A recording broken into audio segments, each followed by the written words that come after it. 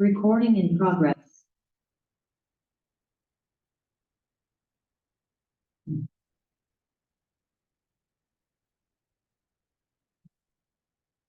Hello guys, welcome to our Codemath channel. Today we will learn about the user input and operators. So before going to the user input and operators, I believe that you have seen my previous videos which is regarding to the introduction to C++ as well as some data types like variables and data types topics. If you have not covered these topics, then you can watch my playlist. I have shared this link in the description as well as in the icon button. Okay. So let's jump to the user input. Okay, so what do you mean by user input? Basically, user input means the input which you take from the users. User means the programmer or maybe the customers. Okay, so जब भी हम कोई भी user से कुछ inputs मांगे, जैसे कि हम लोग कोई वेरिएबल का वैल्यू मांग रहे हैं या तो कोई वेरिएबल का कुछ स्ट्रिंग है, लेट्स से हमारे पास बहुत सारे वेरिएबल है, स्ट्रिंग है, इंटीजर है, फ्लोट है, ठीक है। तो जैसे कि हम कोई वैल्यू उसको असाइन करते हैं, जैसे कोई वेरिएबल का वैल्यू हम लोग पिछले क्लास में जैसे कि देखे कि ए का वैल्यू 2 है, तो ये 2 कौन डिक्लेयर किया, ये ए का वैल्यू 2 कौन होगा, कौन डिसाइड किया? बेसिकली हम लोग डिसाइड किया, हम लोग मींस मैन्युअली हम लोग उसको वैल्यू दिए। जैसे कि इसका वैल्यू हम नहीं देखे, यूजर देगा, जो प्रोग्राम ये रन करेगा, जो हमारे प्रोग्राम को रन करेगा, यूजर रन करेगा। अब यूजर जब रन करेगा, इसका वैल्यू डिसाइड करेगा कि इस रन टाइम में इसका वैल्यू क्या देना चाहिए, तब ये होता है यूजर इनपुट। सो बेसिकली हम अभी हम लोग एक user input dot CPP file बनाएंगे जिसमें हमारा बेसिक हेलो वर्ल्ड का प्रोग्राम रहेगा। तो ये रहा हमारा user input dot CPP file जिसमें हमने सिर्फ हेलो वर्ल्ड का प्रोग्राम लिखे, इसको एक बार हम एग्जीक्यूट कर लेते हैं। तो यहाँ पे अभी आप देख सकते हैं कि यहाँ पे आउटपुट आ जाना चाहिए हेलो वर्ल्ड। देखिए यहाँ पे आउटपुट हेलो वर्ल्ड भी आ चुका है, ठीक है। सो बेसिकली जैसे कि हम लोग आउटपुट को प्रिंट करने के लिए, डिस्प्ले करने के लिए या तो कंसोल में प्रिंट करने के लिए सी आउट यूज करते हैं, वैसे ही हमको यूजर से इनपुट लेने के लिए सी इन यूज होगा। क्या यूज होगा? Cin. For user input we will use cin. Now अभी हम लोग एक छोटा सा एग्जांपल लेंगे कि इंट ए इक्वल टू 3। अब हम इसको सी आउट करेंगे, प्रिंट करेंगे A value is equal to endl. अब ये जो ए वैल्यू है ये मैनुअल वैल्यू है, ठीक है। मैं यहाँ पे कुछ डाल देता हूँ मैनुअल, ठीक है, वैल्यू डाल दिया। अब मैं लिखूंगा कि बी इंट बी दूंगा और इसका जो वैल्यू होगा ये यूजर डिसाइड करेगा, हम लोग डिसाइड नहीं करेंगे, यूजर डिसाइड करेगा। एंड मैं यूजर से मांगूंगा कि भाई कुछ इनपुट्स तो दे, ठीक है। तो अभी उसके लिए मैं क्या करूंगा, सबसे पहले मैं एक सी आउट लिखूंगा कि यूजर को पता चले कि अभी कुछ इनपुट देना चाहिए, ठीक है। तो मैं करूंगा enter input for A, sorry for B, ठीक है। अब इसके बाद मैं करता हूँ एंड उसके बाद सी इन।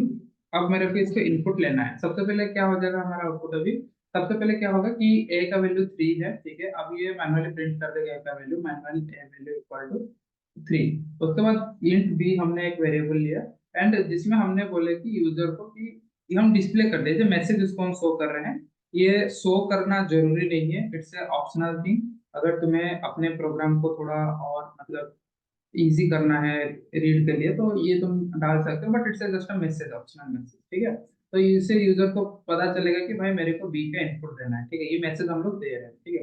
अब सी इन करेंगे बी, सी इन बी करेंगे तो क्या होगा कि इसको प्रिंट करने के बाद ये वेट करेगा यूजर का इनपुट के लिए। और जैसे ही मैंने यूजर का इनपुट दे दिया, जैसे 5 हो, 10 हो, 20 हो, तो उसका वैल्यू वो क्या करेगा, बी नाम का वेरिएबल में स्टोर कर देगा। फिर इसको हम भी चेक कर लेंगे, cout user input, user input B is equal to, okay, इसको हमको एक सेमी कलर में स्टोर करना चाहिए था, ठीक है, हो गया।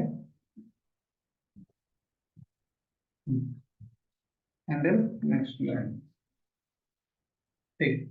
तो अभी हम लोग क्या किए कि एक ए लिए मैनुअल वैल्यू दे चुके हैं 3, बी का अब हम यूजर इनपुट देंगे। इससे पहले आपने एक मैसेज प्रिंट किया, यूजर को प्रिंट करने के लिए यूजर को इनपुट देने के लिए मैसेज दिया, उसके बाद हमने सी इन करके बी इनपुट लिए, और उसके बाद हमने सी आउट करके उस जो वैल्यू हम इनपुट लिए अब वो बी में स्टोर हुआ कि नहीं उसको हम जस्ट वेरीफाई करने के लिए बी को प्रिंट कर रहे हैं। एंड बस इतना।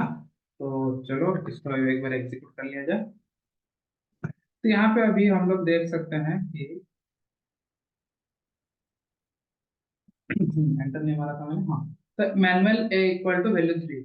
अब ये वैल्यू जो है ए का 3 आ गया। अब ये बोल रहे हैं कि एंटर इनपुट फॉर बी। अब हम बी को इनपुट देंगे, लेट से 10 दिए या 20 दिए, तुम्हारा मर्जी, ठीक है। अब हमने 10 दे दिए, तो अभी 10 का वैल्यू क्या हो जाएगा, बी में स्टोर हो जाएगा। तो अब आप देख सकते हैं कि user input B equal to 10। I hope कि यूजर इनपुट कैसे लेना है, क्या लेना है, आपको समझ में आ गया होगा। ठीक है, मैं एक और एक के लिए ले जा रहा हूँ, स्ट्रिंग एसटीआर। मैं एक एसटीआर करके एक स्ट्रिंग लिया एंड उसके लिए मैं कुछ इनपुट लेना चाहता हूँ, ठीक है। जैसे ही मैं स्ट्रिंग एसटीआर के लिए ले रहा हूँ, तो मैं क्या करूंगा कि एक और एक बार लूंगा इस टाइप का कि इसको मैं कॉपी पेस्ट कर लेता हूँ, user input for STR. And यहाँ पे मैं एसटीआर ले लूंगा क्योंकि जो मेरा वेरिएबल का नाम है सी इन में वही रहेगा, ठीक है। And basically cin cout ये जो भी है ये दोनों एक्चुअली आईओस्ट्रीम लैंग्वेज को बिलोंग करता है। यहाँ पे सी आउट का मतलब तुम्हें कंसोल में कुछ प्रिंट करना है या कुछ डिस्प्ले करना है, यहाँ पे यूज होता है। सी मतलब तुम्हें कभी कुछ यूजर कभी इनपुट देगा कंसोल से, तो ये वहां पे यूज होता है, ठीक है। सो यहाँ पे हम एसटीआर लिख सकते हैं।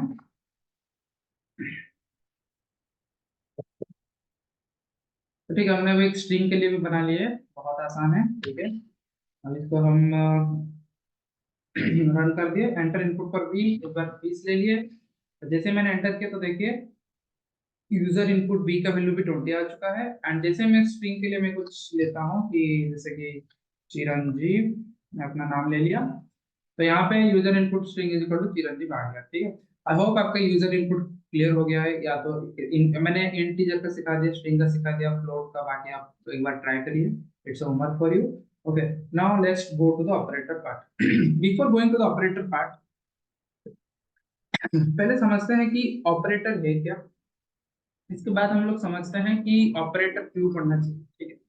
तो बेसिकली ऑपरेटर मतलब कोई भी चीज आप दो मतलब दो तीन वेरिएबल्स है, कुछ भी एक्सवाइजेड जो भी वेरिएबल्स है, आप उसके साथ कुछ ऑपरेशंस करना चाहते हैं, तो उसके लिए ऑपरेटर यूज होता है, ठीक है। जैसे कि आप मेरे स्क्रीन पर देख सकते हैं, मैंने एक नोट्स बनाया है एंड ये मैंने सारे के सारे नोट्स मैं अपने गिटहब रेपोजिटरी में पोस्ट कर चुका हूँ, पोस्ट कर चुका हूँ। तो आप लोग इसको यूज करके आप लोग इसको एक बार गो थ्रू कर सकते हैं, रीड कर सकते हैं। एंड मैंने इस सारे के सारे चीजें जो गिटहब का लिंक है जिसमें मैंने पुश किया है रेपोजिटरी, वो नीचे प्रोवाइड कर दिया हूँ, तो आप वहां पे जाके एक बार देख सकते हैं। अगर हाँ, अगर आपको गिटहब के लिए एक अलग सा वीडियो चाहिए, ट्यूटोरियल चाहिए कि how to use GitHub, how it will be helpful for your projects, how to manage your projects using Git Git command, Git tools, तो आप एक बार कमेंट कर दीजिए कि need tutorial for Git, I will make a video for it, okay.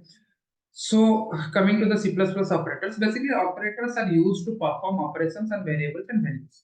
तो जैसे कि आपके पास दो वेरिएबल है, जैसे कि एक वेरिएबल है 2, एक वेरिएबल है 3, आप इनके साथ ऑपरेशंस करना चाहते हो, आप इन दोनों को ऐड करना चाहते हो, सम करना, सॉरी मल्टीप्लिकेशन करना चाहते हो, डिवीजन करना चाहते हो, जो भी आप ऑपरेशंस कर रहे हो, बेसिकली ये ऑपरेटर के माध्यम से होता है। जैसे कि आपको कुछ ऑपरेटर्स पहले से पता होगा, जैसे दो चीज को ऐड करना है, ऐड करने के लिए सम ऑपरेटर, एडिशन ऑपरेटर भी उसको बोला जाता है। तो ये जो भी चीजें ना हम इसको और अच्छे से पढ़ेंगे, ऑपरेटर्स कितने टाइप का है, क्या क्या है, वो सब हम चीज अच्छे से पढ़ेंगे, ठीक है।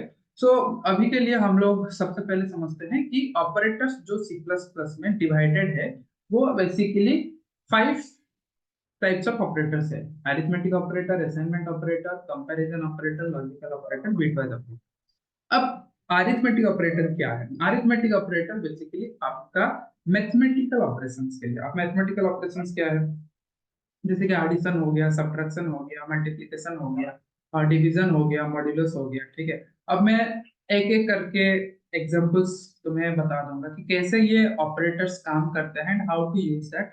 एंड मैं इसमें दो चीजें करूंगा, पहला चीजें करूंगा कि एक मैनुअल इनपुट्स लेके करूंगा, दूसरा चीजें मैं यूजर इनपुट्स लेके करूंगा। मैं यहाँ पे एक से दो एग्जाम्पल्स बता दूंगा, और बाकी सारे के सारे मैं यहाँ पे एग्जाम्पल लिख चुका हूँ। अगर आप देख सकते हैं कि अब मैं यहाँ पे एग्जाम्पल लिख चुका हूँ और ऑलरेडी मैं इन सब का कैसे यूज करना है वो भी लिख चुका हूँ। मैं आपको एक सारे के सारे बता दूंगा, बट आपका काम ये रहेगा कि इसको प्रैक्टिकल आप करेंगे। मैं 2 से 3 प्रैक्टिकल करवा दूंगा, बाकी सारे आप, ठीक है। बट हाँ, मैं थ्योरी सब पढ़ा दूंगा, कैसे प्रैक्टिकल कैसे करोगे स्टेप बाय स्टेप वो भी बता। आपको बस अपने लैपटॉप में 2 से 3 प्रैक्टिकल करना, ठीक है। सो बेसिकली अरिथमेटिक ऑपरेटर जो है, सबसे पहले ऑपरेटर है एडिशन। एडिशन मतलब क्या है? Add together to values. मतलब आपको दो इंटीजर है या फिर आपके पास दो है, फ्लोट है, दो स्ट्रिंग, जो भी है, आप उन दोनों को अगर ऐड करो, ठीक है, तो वहां पे ये एडिशन होता है। स्ट्रिंग के लिए बेसिकली उसको कॉन्कैटिनेशन बोलते हैं। अभी स्ट्रिंग को हटाते हैं, स्ट्रिंग के लिए दूसरा वीडियो बनाएंगे जिसमें स्ट्रिंग का सारे मेथड्स के ऊपर गो थ्रू करेंगे। एंड अभी के लिए हम सिर्फ एडिशन समझते हैं। एडिशन क्या है? 2 और 3 है इंटीजर, आप उसको ऐड करना चाहते हो, तो 2 + 3 कितना होगा? 5 होगा। सेम टू सेम चीज हम यूजर मैनुअल मैनुअल इनपुट में लेंगे, यूजर इनपुट में लेंगे, ठीक है। So let's go for this. तो सबसे पहले मैं यहाँ पे ये यूजर इनपुट में ही करता हूँ, ठीक है, ये सब हम, ठीक है। दूसरा एक फाइल बना देते हैं जिसमें हम ऑपरेटर डॉट सीपीपी, एंड इसके अंदर मैं ये सारे चीज कॉपी पेस्ट कर देता हूँ, ठीक है। अब मैं सबसे पहले क्या लिखूंगा? इंट ए, ए का वैल्यू लूंगा 2, कमा बी का वैल्यू लूंगा 3। तो सबसे पहले मैंने क्या लिया? दो इंटीजर लिया, ए एंड बी, एंड उसका वैल्यू मैंने मैनुअली दे दिया कि ए का वैल्यू 2 है एंड बी का वैल्यू 3 है। अब मैं क्या किया? अब मैं क्या करूंगा कि इन दोनों को एडिशन करूंगा। तो मैं, ये जो एडिशन होगा, ये एडिशन हम एक तीसरे वैल्यू में स्टोर करेंगे। Let's say in C is equal to A plus B. अब इसका मतलब क्या हो गया कि C का वैल्यू A एंड B का वैल्यू का जो सम है, सम मतलब ये रहा आपका प्लस एडिशन, ये आपका जो एडिशन करेगा इसका वैल्यू जो भी होगा 2 और 3 को ऐड करके 5 होगा। ये जो 5 होगा ये आपका C में स्टोर हो जाएगा। तो इसका देखते हैं कि कैसे होता है, ठीक है। Cout sum of A and B equal to, आप लिखेंगे C एंड L। तो हमारा ये प्रोग्राम कंप्लीट हो चुका है, ठीक है। एक बार इसको एग्जीक्यूट करते हैं,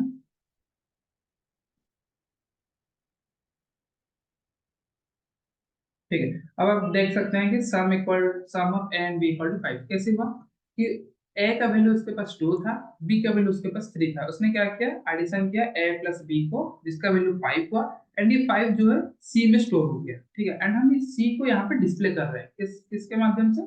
सी आउट के माध्यम से, ठीक है। अब हम लोग सेम चीज करेंगे यूजर इनपुट से। अब यूजर इनपुट से कैसे करेंगे? अब मैं यहाँ पे लिख देता हूँ यूजर इनपुट, ठीक है। अब मैं लिखूंगा कि इंट एक्स कमा वाई। मैं दो वेरिएबल ले लिया, मैंने बोल दिया कि मेरा दो वेरिएबल है एक्स एंड वाई। अब यूजर इसको इनपुट देगा, जो भी इनपुट देगा इसको इनपुट देगा, ठीक है। तो मैं क्या करूंगा? सी इन एक्स वाई। अब मैं दो इनपुट एक बार में ले रहा हूँ। मैंने जब यूजर इनपुट पढ़ाया था तब मैं एक इनपुट सिखाया था, यहाँ पे हमने दो इनपुट एक बार में ले रहे हैं। इसका मतलब ये होगा कि ये 2 बार इनपुट लेने के लिए वेट करेगा। मतलब आप एक इनपुट देंगे, एंटर मारेंगे, फिर ये जो भी वैल्यू देंगे उसको वो एक्स में स्टोर करेगा। अब फिर दूसरा इनपुट देंगे, उसको फिर वो इनपुट लेगा, फिर वो दूसरा वेरिएबल में उसको स्टोर करेगा। एंड उसके बाद मैं क्या करूंगा? Int Z is equal to X plus Y. X and Y को जो भी आप यूजर इनपुट देगा उन दोनों को सम कर देगा एंड वो जेड में स्टोर करेगा, ठीक है। Cout sum of Z is equal to Z endl, ठीक है। हम्म। अब हम देखते हैं इसका आउटपुट। देखिए, ओके, ये पुराना वाला हो गया क्योंकि ये उसके ऊपर वाला वो सेव नहीं होता। ठीक। Sum of, okay sorry, sum of A and B equal to 5, ये इसीलिए आया क्योंकि हम ये कोड को कमेंट नहीं किए हैं, इसलिए 2 + 3 5 किया, एंड उसने सम ऑफ बी इक्वल टू 5 उसने दिखा दिया, 2 + 3 5।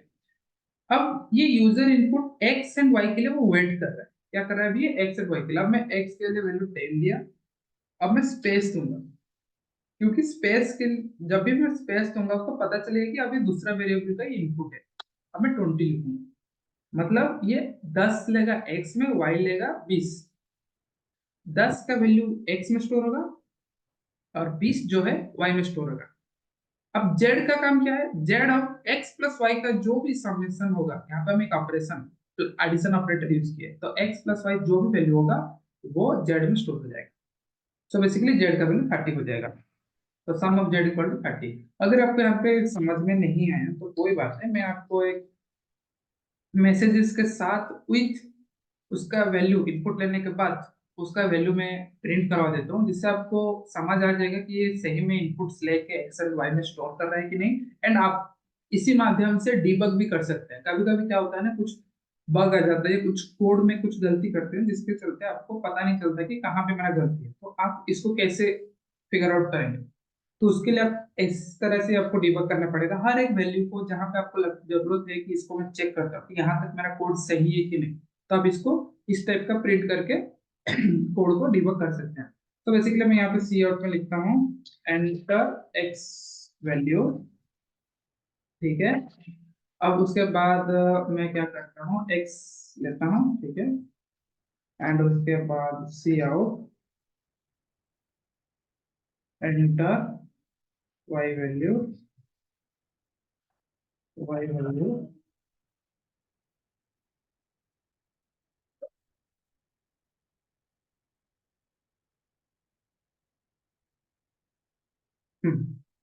Enter X value enter Y value हो गया। फिर उसके बाद हम लोग सेकेंड वाई, ठीक है। और उसके बाद जेड वैल्यू, ठीक है। अब इसको हम देखते हैं, सम ऑफ ए एंड बी 5 आ गया। एंटर एक्स वैल्यू हमने 10 दे दिया, एंटर मारे। एंटर वाई वैल्यू हमने कुछ 50 दे दिया अराउंड, हमने एंटर हिट करे। And sum of Z equal to X, 15 plus 50 60। ये आपका हो गया, मैंने एक एक बार इनपुट लिया। क्या मैं अभी दो बार इनपुट लूंगा, दो बार इनपुट लूंगा। एंड यहाँ पे मैं लिखूंगा enter X and Y value. And इसके बाद मैं क्या करूंगा, एक बार उनका प्रिंट कर दूं। Enter X and Y value जो है उसको मैंने ले लिया। एक्स का वैल्यू ये रहा मेरा एक्स, और वाई का वैल्यू मेरा ये रहा y, ठीक है। अब इसको मैं एक बार एग्जीक्यूट करूंगा, ठीक है। यहाँ पे आप देख सकते हो कि centre X and Y value आ गया। तो एक बार मैं 10 दे देता हूँ, एक बार मैं 80 दे देता हूँ। तो अब मेरा एक्स का वैल्यू जो है वो रहेगा 10, वाई का वैल्यू जो है वो रहेगा क्या, 80। तो अब Z sum of X and Y का क्या हो जाएगा, 90 हो जाएगा 50। तो अब आप देख सकते हैं कि x इक्वल टू 10 प्रिंट हो चुका है, y इक्वल टू 80 प्रिंट हो चुका है यहाँ पे। And sum of z is equal to 90 हो गया, 10 प्लस 80 इज इक्वल टू 90। ठीक है, तो ऐसे हमारा ऑपरेटर्स था, एडिशन ऑपरेटर। जैसे हम सब्ट्रैक्शन करना है तो हाँ ठीक है, चलिए सब्ट्रैक्शन करते हैं। सब्ट्रैक्शन के लिए x माइनस वाई, ठीक है। अब सब्ट्रैक्शन के लिए चलते हैं, सेम चीज करेंगे, बस यहाँ पे जो x प्लस वाई है यहाँ पे हम लोग कर देंगे सी आउट इन कुछ subtraction it h is equal to x minus Y, cout subtraction of x and z,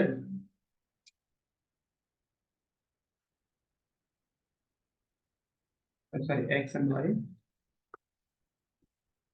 मैंने यहाँ पे दे देगा f and l, done.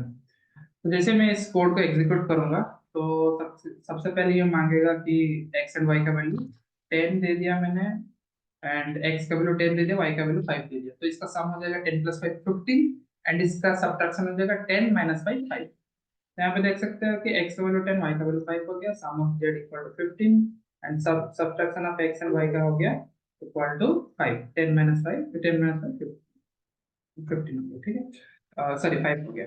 Same thing हम इसका भी थोड़ा x का वैल्यू दे देते हैं 10 एंड y का वैल्यू दे देते हैं अभी 20। तब क्या हो जाएगा, सम हो जाएगा 10 प्लस 20 30, एंड सब्ट्रैक्शन हो जाएगा 10 माइनस 20 इक्वल टू -10।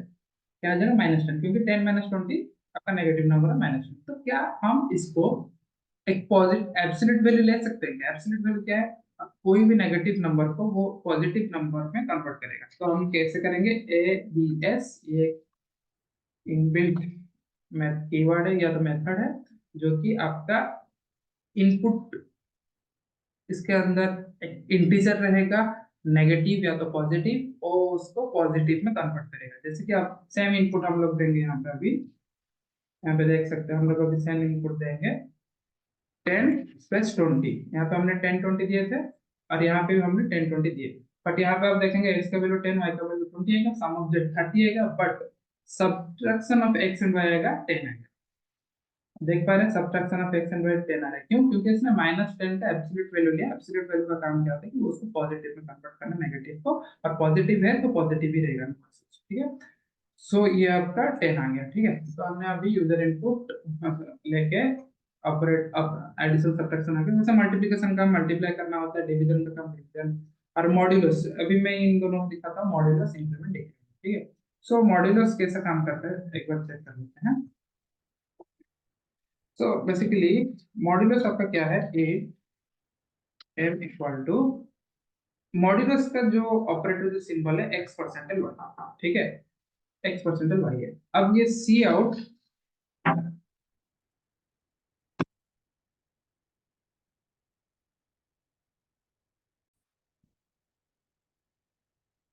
तो हम लोग अभी जो भी मॉड्यूलर का वैल्यू है वो हम यहाँ पे प्रिंट कर देंगे, modular of X and Y, ठीक है। अब मॉड्यूलर अगर किसी को पता नहीं है तो उनके लिए तो मॉड्यूलर का डेफिनेशन बता देता हूँ। मॉड्यूलर मतलब ये होता है कि अगर आप किसी इंटीजर या किसी भी नंबर को दूसरे नंबर से डिविजिबल करते हैं एंड उसका डिवीजन के बाद जो रिमाइंडर बचता है, यहाँ पे उसको मॉड्यूलो बोला जाता है। एग्जाम्पल, अगर आप 4 को 2 से डिविजिबल करेंगे तो आपका रिमाइंडर 0 होगा, क्यों? क्योंकि 4 is divisible by 2 and the output will be 2।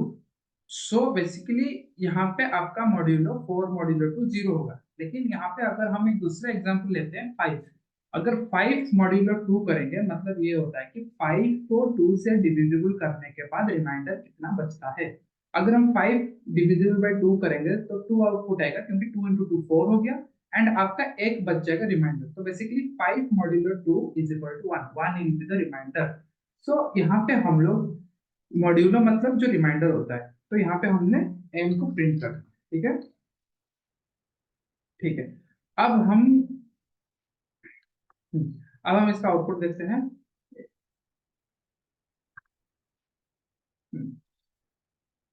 सो अभी हम लोग लेंगे एक 11 लेंगे, एंड उसके साथ दूसरा x का वैल्यू 11 लिए एंड y का वैल्यू हमने 5 लिए। तो अभी हम जैसे इनपुट दिए तो 11 + 5 6 आ गया, सब्ट्रैक्शन y 6 आ गया, मॉड्यूल आ गया 1। क्यों? क्योंकि 11 डिविजिबल बाय 5 इक्वल टू 2 होगा, आउटपुट 5 × 2 10 हो गया, आपका रिमाइंडर 1 बच गया। तो आपका रिमाइंडर 1 है, तो यहाँ पे मॉड्यूल भी 1 हो गया। आई होप आपको ये समझ में आ गया होगा मॉड्यूल। अभी इंक्रीमेंट डिक्रीमेंट क्या होता है उसको एक बार देखते हैं। इंक्रीमेंट मतलब आपका वैल्यू जो है वो उसको एक नंबर के साथ बढ़ाएगा, मतलब it will be +1, it will be add 1 with that number. Okay, so if you see in अभी हमें x का वैल्यू यहाँ पे अभी हमने क्या प्रिंट किए हैं, 11 प्रिंट किए, क्योंकि हमने यहाँ पे इनपुट 11 दिए थे, इसलिए यहाँ पे 11 प्रिंट किया। अगर आप इंक्रीमेंट कर देंगे तो आपको यहाँ पे इसका वैल्यू 12 हो जाएगा, ठीक है। तो सी आउट, सबसे पहले हम इंक्रीमेंट कैसे लिखते हैं वो लिखते हैं, बस इतना, x plus plus. x plus plus का मतलब ही क्या है कि x is equal to x plus 1, x is equal to x plus 1, ठीक है। तो इसको बोलते हैं increment. Cout x plus plus, sorry cout x value is equal to x and इसको हम एक देख सकते हैं एक बार, सेम इनपुट में ले रहा हूँ 11 एंड 5, 11 + 5। अब यहाँ पे देख पा रहे होंगे कि x का वैल्यू 12 हो गया, क्यों? क्योंकि हमने यहाँ पे इंक्रीमेंट यूज किया है। अभी दो तरीके के इंक्रीमेंट होते हैं, प्री इंक्रीमेंट रहते हैं, पोस्ट इंक्रीमेंट होता है। अब प्री इंक्रीमेंट क्या है, पोस्ट इंक्रीमेंट क्या है, इसको थोड़ा समझते हैं। अब इंक्रीमेंट का काम है कि वो इंक्रीज करेगा, बट प्री इंक्रीमेंट का में क्या होता है कि आपको जिस लाइन नंबर 18 में अगर आप इंक्रीमेंट कर रहे हैं तो वो वहीं पे इंक्रीमेंट नहीं होता है। जब वो वेरिएबल जो x आपको इंक्रीमेंट कर रहे हो, जब उसको आप नेक्स्ट कभी यूज करेंगे, चाहे वो प्रिंट करने के लिए हो या चाहे वो कोई ऑपरेशन में यूज कर रहे हो, तब वो होता है प्री इंक्रीमेंट का काम। एंड पोस्ट इंक्रीमेंट का क्या काम क्या रहता है कि उसी टाइम वो उसका वैल्यू को अपडेट कर देता है। मैं इसको एग्जांपल के माध्यम से भी आपको दिखा देता हूँ। जैसे सी आउट एक्स वैल्यू, ठीक है, एक्स वैल्यू 1 करता हूँ इसको, और यहाँ पे इसका वैल्यू 2 करता हूँ, ताकि हम देखना चाहते हैं कि जब ये इंक्रीमेंट होता है तब क्या उसका वैल्यू 12 हो जाता है क्या? नहीं होगा, यहाँ पे इसका वैल्यू 11 ही रहेगा। लेकिन अब हम जब उसको नेक्स्ट यूज करेंगे वैल्यू 2 में, तब उसका वैल्यू 12 हो गया होगा। चलो इसको आउटपुट देख लेते हैं अभी। 11 प्लस 5, तो अब आप देख सकते हो कि x वैल्यू 1 का वैल्यू 11 है एंड x वैल्यू 2 का वैल्यू है 12। क्यों? क्योंकि ये बाद में इंक्रीमेंट होता है, उसी जगह पे वो इंक्रीमेंट नहीं होता है। अब सेम चीज हम पोस्ट इंक्रीमेंट में भी देख लेते हैं, ठीक है।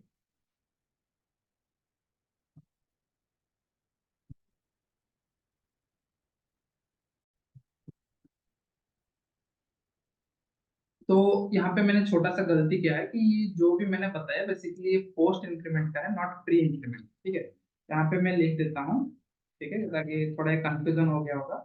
तो मैं यहाँ पे लिख देता हूँ पोस्ट इंक्रीमेंट, इंक्रीमेंट आपका होता है x plus plus, it will increase, it will not increase value instantly, और इंस्टेंटली और एट दैट मोमेंट, ठीक है।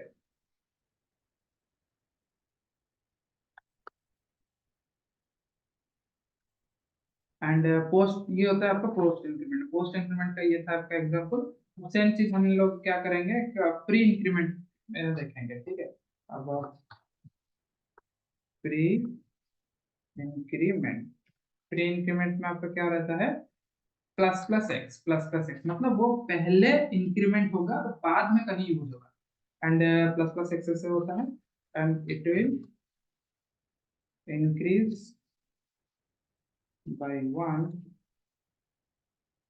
इंस्टेंटली,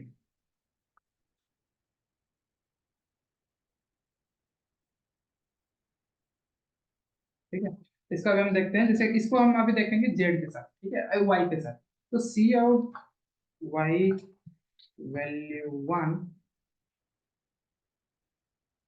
प्लस प्लस वाई, अब cout Y value 2 Y, ठीक है। अब आप हम लोग देख सकते हैं कि जो y का वैल्यू है वो कैसे प्री इंक्रीमेंट में काम करता है। प्री इंक्रीमेंट का आपका वही उसी टाइम ही इंक्रीमेंट हो जाएगा, और पोस्ट इंक्रीमेंट में क्या होगा, उस टाइम इंक्रीमेंट नहीं होकर बाद में इंक्रीमेंट। इस एग्जांपल का सेम हम वही 11 5 में देखते हैं, पूरा क्लियर हो जाएगा। हमने 11 दे दिया x का वैल्यू, y का वैल्यू 5 दे दिया। अब आप यहाँ पे देख सकते हैं कि x का वैल्यू हमने 11 वहीं पे नहीं हुआ, जब हम वो क्या किया कि उसको एक इंक्रीज कर दिया, बट वहां पे नहीं हुआ। नेक्स्ट जब हम यूज किए वो वहां पे हुआ। एंड अगर आप post increment, sorry pre increment में देखेंगे, ये पहले इंक्रीमेंट किया, फिर उसके बाद नेक्स्ट आप उसको जो करना है करें, मतलब वो इंस्टेंटली वहीं पे वो इंक्रीमेंट हो गया, ठीक है। आप यहाँ पे अगर वैल्यू देखेंगे, यहाँ पे एक एंगल दे देता हूँ।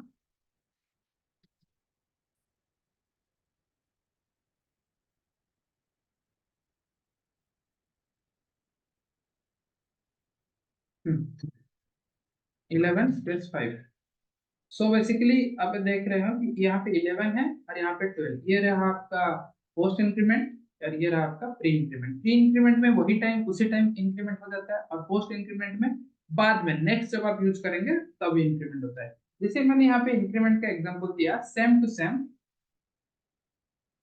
डिक्रीमेंट भी वैसे ही है। ये डिक्रीमेंट क्या है, डिक्रीज बाई 1। इंक्रीमेंट में क्या हो रहा था, इंक्रीज बाई 1 हो रहा था, ठीक? यहाँ पे डिक्रीज बाई 1 होगा, ठीक है। एंड एक है प्री डिक्रीमेंट,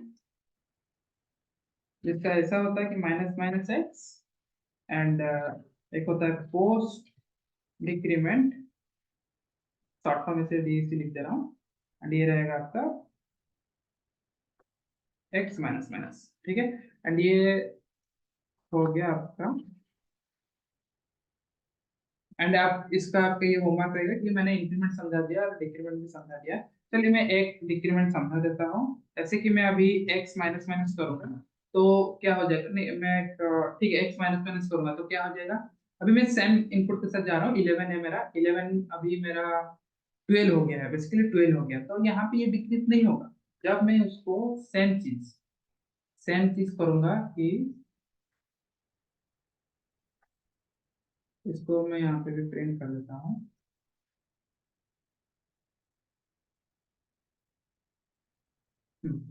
जब मैं इसके साथ सेम चीज करूंगा, प्रिंट करूंगा, तो आप देखेंगे इसका वैल्यू वहां पे तुरंत वो डिक्रीमेंट नहीं होगा, ठीक है। और यहाँ पे क्या है, पोस्ट डिक्रीमेंट, मैं सेम चीज यहाँ पे प्रिंट कर देता हूँ, पोस्ट डिक्रीमेंट, ठीक है। तो इसको एक बार एग्जीक्यूट करते हैं, वही सेम 11 5 देते हैं इनपुट। तब आप यहाँ पे देख सकते हैं कि पोस्ट डिक्रीमेंट वहां पे 12 हुआ, मतलब अभी भी वो डिक्रीमेंट नहीं हुआ, जबकि मैंने x माइनस माइनस लिखा है। क्यों? क्योंकि नेक्स्ट जब यूज होगा तब होगा। तब अब पोस्ट डिक्रीमेंट में 11 हो गया, क्योंकि हमने नेक्स्ट अभी भी यूज किया, हो गया। अब सेम चीज हम प्री डिक्रीमेंट का भी एग्जांपल दे देता हूँ। प्री डिक्रीमेंट, ठीक है। अब इसको मैं एग्जीक्यूट करता हूँ। तो यहाँ पे आप देखिए प्री डिक्रीमेंट में जिसका वैल्यू 11 था, अब वो तो ये x माइनस माइनस क्या हुआ कि हमारा वो 12 हो गया, नहीं वहां पे 12 था तो 12 ही रहा। ओके, यहाँ पे मैंने प्री डिक्रीमेंट लिखा है बट यहाँ पे पोस्ट डिक्रीमेंट का सिंबल दिया है, तो इसलिए वो गलत हो रहा था, सॉरी माय बैड।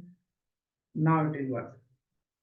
ओके, अब यहाँ पे क्या होगा, 12 11 10 10 11 5 सेम इनपुट दिया मैंने। देखिए 12 11 हो गया आपका पोस्ट डिक्रीमेंट, ये अभी 12 था एक्टिव वैल्यू x का, तो इसने पोस्ट डिक्रीमेंट में जाके यहाँ पे 11 हो गया। अब फिर मैंने प्री डिक्रीमेंट किया तो तुरंत वहीं पे वो 10 हो गया, एंड आप उसको बाद में यूज करेंगे तो उसका वैल्यू भी वही 10 ही रहेगा। तो आई होप आपका अरिथमेटिक ऑपरेटर कंप्लीट हो गया है। एंड अभी नेक्स्ट हम जाएंगे नेक्स्ट ऑपरेटर जो कि आपका है assignment operator. But before that, I would like to suggest that please do some mathematic operations. Try to make a calculator. Let's say try to make a calculator. ऐसा बनाओ कि user को input मांगे और यूजर कुछ बोले कि मुझे 1 2 3 ऐसे कुछ ऑप्शंस दे दो कि 1 के लिए एडिशन, 2 के लिए सब्ट्रैक्शन, 3 के लिए ये ऐसा कुछ करो, या तो कुछ एडिशन सब्ट्रैक्शन करो, जो भी करना है। बट हाँ, please practice in your home, that will be helpful in this learning stage. And next हम लोग assignment operators को move on करते हैं। So before move on assignment operators, please like and subscribe my channel, because it will be like give me motivation to make new videos, like more videos for you. Okay.